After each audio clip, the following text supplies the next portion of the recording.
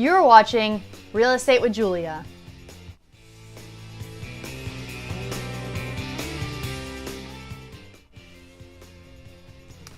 Today on Real Estate with Julia, we're going to be living life in paradise.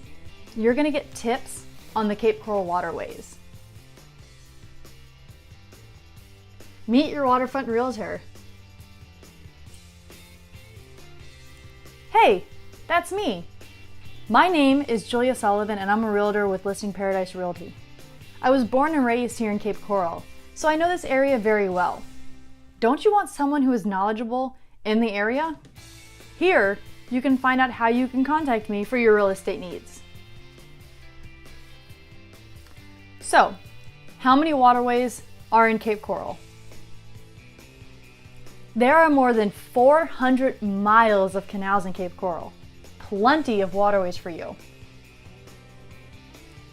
You can navigate through most of the canals, and some have access to the Gulf, some go to the lake, and some end up in a marsh. I will explain the difference in sailboat, direct, and partially restricted access in another slide. There is more than 100 miles of saltwater canals, and the remaining 300 is freshwater. So you can see, we have more freshwater canals than saltwater, but there is plenty to go around. So we have saltwater versus freshwater.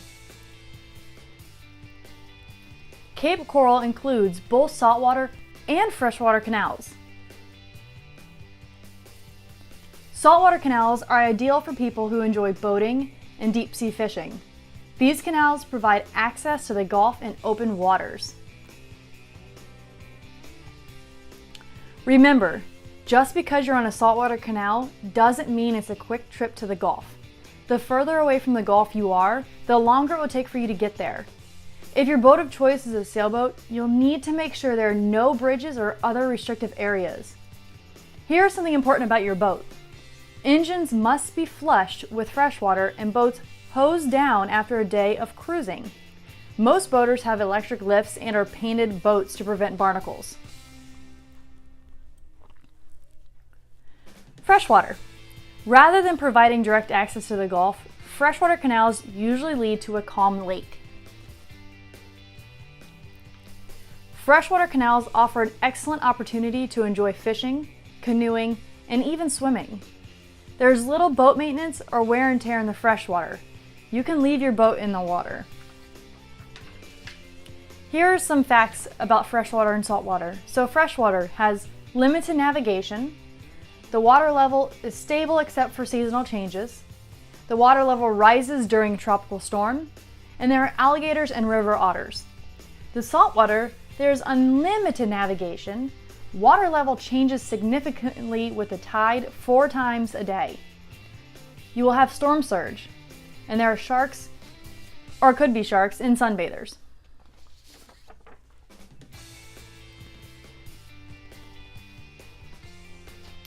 The sizes of the Cape Coral waterways. This is very important to make sure you can maneuver your boat in the canals. One canal might be different from another. No two things are the same. Widths between banks generally start around 80 feet and some exceed widths of 200 feet.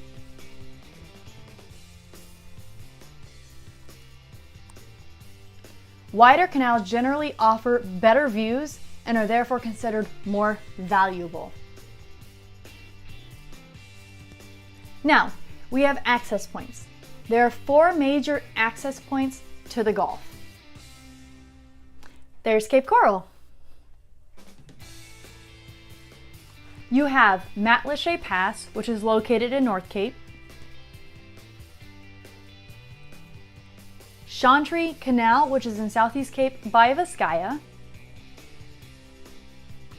The Southwest Access Point, which is in Southwest Cape Coral, where Cape Harbor is located and the lock is located. And then you have the Bimini Canal, which is in Southeast Cape by the Yacht Club. This has numerous sailboat accesses.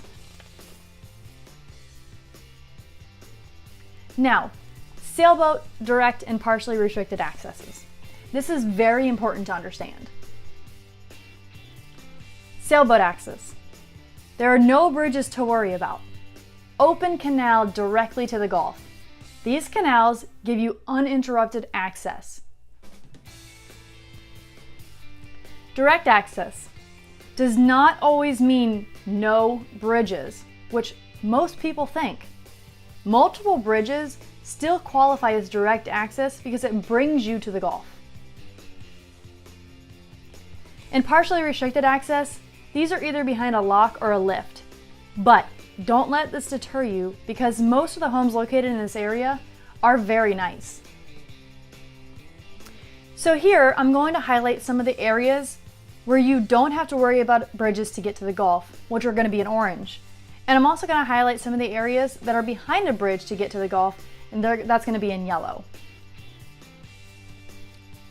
So now if you see the orange highlight, these are Gulf access areas with no bridges to get to the Gulf. Now in the yellow, these are homes with Gulf access but behind a bridge to get to the Gulf. Remember, the further away from the Gulf, the longer it takes to get there. You can have multiple bridges to go under, or you could be in freshwater. Now here's the same highlights, but in North Cape. The orange here is Gulf access with no bridges. The yellow is Gulf access behind bridges. Now, you have bridge height with high tide and low tide. Make sure you watch for the tides. Bridge heights vary from about 7 to 11.25 feet.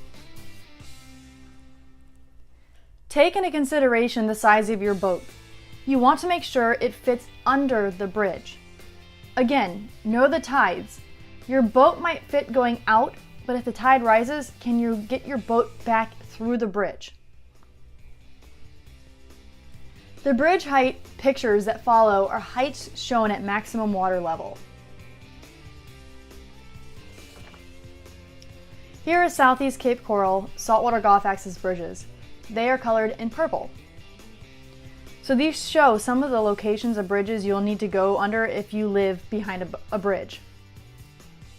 Kind of gives you an idea of where you might want to live, or if you already live there, where your bridges could be.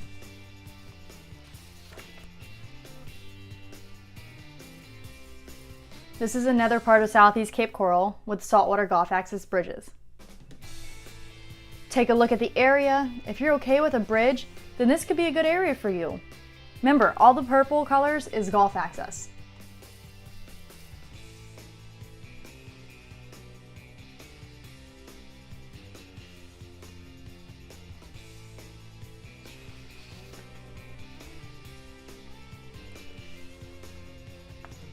Now, we have West Cape Coral saltwater Gulf access bridges. This is where Cape Harbor is located, and you have the Chiquita boat lock, which is located on the map here. All the ones in purple mean a Gulf access bridge. All of them there are purple.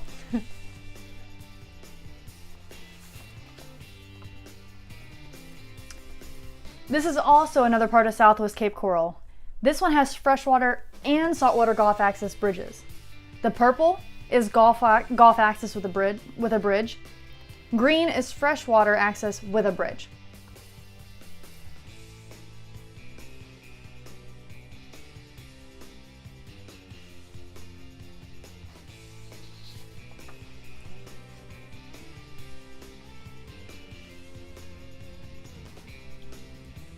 Here's Northwest Cape Coral saltwater Gulf access bridge. This area here is north of Tropicana, intersecting at Old Burntstone Road.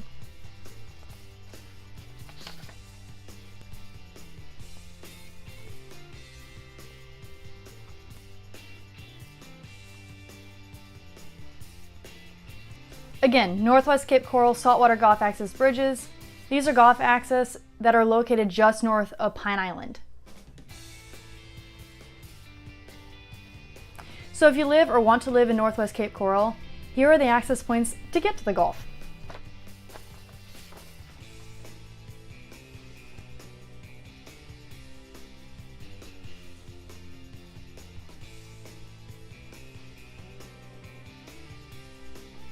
Now, living on the water.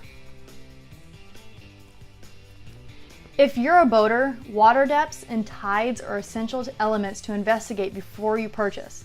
Depths required for different boating preferences, sailboats, powerboats, pontoon boats, can vary widely. Are you okay with monitoring the tides? It's important to monitor the tides so you can always get your boat out. Contact your realtor, me, to get more information on this. Research where the channels are and be aware of sandbars. Find out how long it would take you to get to your favorite fishing spot. Waterfront homes tend to take more abuse from the elements due to their exposure to the weather and storms. And find out how much insurance will cost you. Fishing and wildlife. Saltwater. There are fish, which could be snook and others, crabs, manatees, oysters, and many more. Freshwater. There are reptiles, ducks, fish, which could be bass and others, and so much more.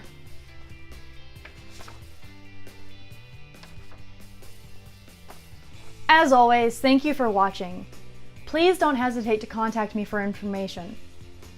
My phone number here is 239-898-3847. You can email me at juliasullivan.realty@gmail.com. You can find me on my website at www.juliasullivanrealty.com. And I'm also on Facebook at Julia Sullivan Realtor at Listing Paradise Realty. I hope you have a wonderful day and a great rest of the week. Talk to you later.